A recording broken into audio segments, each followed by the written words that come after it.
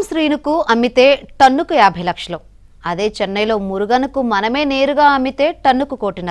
ఇది పుష్ప డైలాగ్.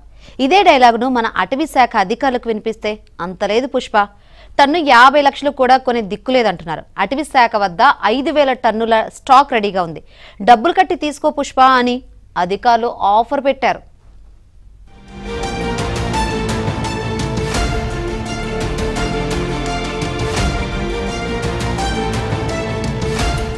ఎర్రచందనం నిల్వలను విక్రయించేందుకు అటవీ శాఖ అధికారులు నానా తిప్పలు పడుతున్నారు. యాంటీ టాస్క్ ఫోర్స్, పోలీసులు గత 10 ఏళ్లలో స్వాధీనం చేసుకున్న టన్నుల కొద్దీ ఎర్రచందనం దుంగలను తిరుపతి సమీపంలోని తిమ్మినాయుడిపాలెం గోడౌన్లో నిల్వ ఉంచారు. సుమారు 40 ఏళ్ల వయసున్న చెట్టు నుంచి 1వ రకం ఎర్రచందనం వస్తుంది.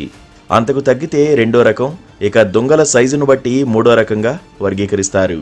పట్టుబడిన సరుకులో చాలా వరకు 3వ రకమే. అంతో ఇంతో దొరికిన మొదటి రకం సరుకు వేలంలో అమ్ముడవుతుంది. తిమ్మినాయుడిపాలెం గోడౌన్లో ప్రస్తుతం 5,376 టన్నుల ఎర్రచందనం ఉంది. గ్లోబల్ టెండర్ల ద్వారా నిరుడు కొంత ఎర్రచందనం వేలానికి ప్రయత్నించినా టెండర్దారులు ముందుకు రాలేదు. తాజాగా 905 టన్నులు విక్రయించేందుకు అటవీ శాఖ టెండర్లు ఆహ్వానించినా కొనుగోలుదారుల నుంచి స్పందన కనిపించలేదు.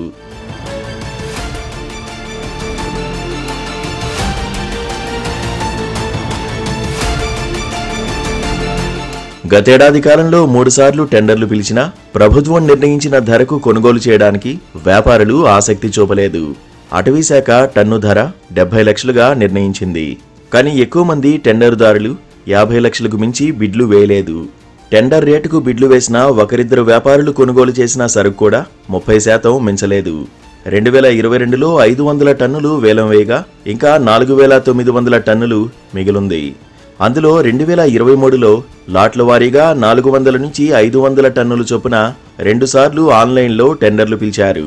కానీ టెండర్ రేటు కన్నా తక్కువ కోట్ చేస్తూ బిడ్లు వచ్చాయి. అనుకున్న ధరకు కాస్త అటు ఇటుగా ఉన్న బిడ్లను మాత్రమే ఖరారు చేసి మిగతా లాట్ల వేలాన్ని అధికారులు ఆపేశారు.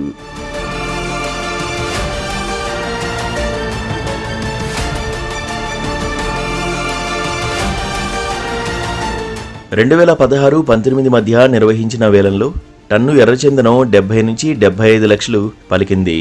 నాటి గరిష్ట ధరనే ఇప్పుడు కనీస ధరగా నిర్ణయించారు.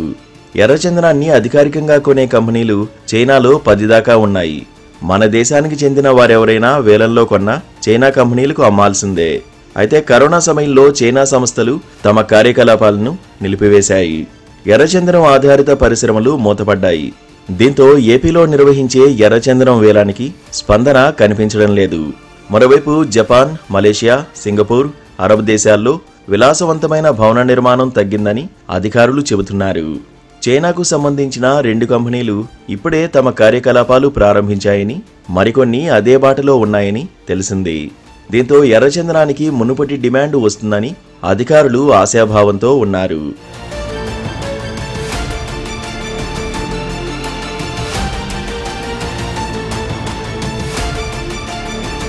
ప్రపంచంలో ఎక్కడా దొరకని సరుకు తిరుపతి జిల్లా శేషాచలం అడవుల్లోనే ఉంది. విదేశాల్లో ఉన్న డిమాండ్ను గమనించిన స్మగ్లర్లు శేషాచలం కొండల నుంచి ఎర్రచందనాన్ని నరికి అక్రమంగా దేశ విదేశాలకు సరఫరా చేసి కోట్లకు పడగలెత్తుతున్నారు. ఈ అరుదైన సంపదను ప్రభుత్వ ఆదాయ వనరుగా మార్చుకోవాలన్న ఆలోచనతో ముఖ్యమంత్రి చంద్రబాబు రాష్ట్ర విభజన తర్వాత టాస్క్ ఫోర్స్ను ఏర్పాటు చేశారు. ఐజీ ర్యాంకు అధికారి నేతృత్వంలో స్మగ్లింగ్ను కట్టడి చేశారు. 2019లో జగన్ ప్రభుత్వం వచ్చాక ఎర్రచందనం టాస్క్ ఫోర్స్ను దాదాపు నిర్వీర్యం చేసింది. కనీస పర్యవేక్షణ లేకుండా ఐజీ పోస్టు తీసేసి పనిష్మెంట్ కింద ఒక ఎస్పీ స్థాయి అధికారిని బలవంతంగా నియమించడంతో శేషాచలంలో అరుదైన వృక్షజాతితో పచ్చగా ఉన్న అటవీ ప్రాంతం మోడుబారింది.